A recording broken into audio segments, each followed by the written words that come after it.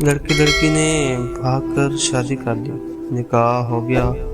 लड़की के खानदान वालों को बहुत गुस्सा आया। लड़के के घर वाले ना सिर्फ गुस्सा थे बल्कि शदीद प्रेशर में भी थे। बार बार घर में पुलिस आती। मोहल्ले में रिश्तेदारों में बात पता चली तो लड़के की फैमिली ने गिरफ्तार और तेज कर दी। लड़के और लड़की को ढूंढना शुरू कर दिया। आखिरकार लड़का लड़की मिल ही गए। दोनों खानदानों के बड़े बुजुर्गों ने फैसला किया कि खुश असलूबी से मान जाएं। अब जो करना था इन दोनों ने कर लिया। पर लड़की के माँ बाप रिश्तेदार ना माने और ये शर्त रखी कि लड़की हमारे साथ जाने दें, आप कुछ दिन बाद ले जाना।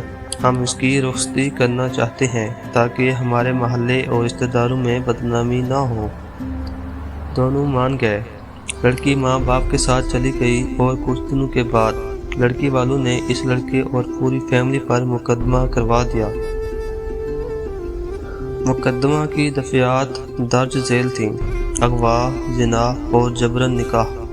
किस्सा मुख्तसर, लड़के को उसकी बहनों और माँ बाप को कोर्ट कचहरी में घसीटा गया।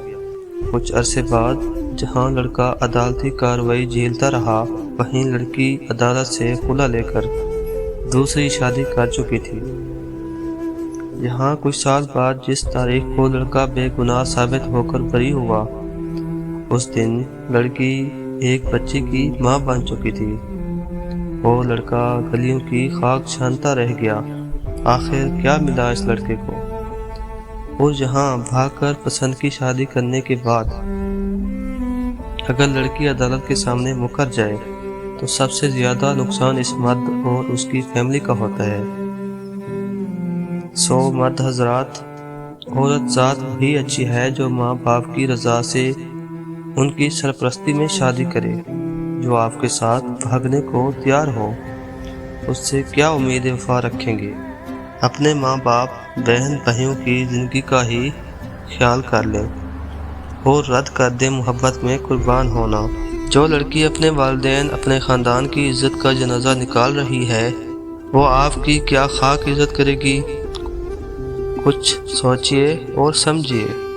वस्सलाम।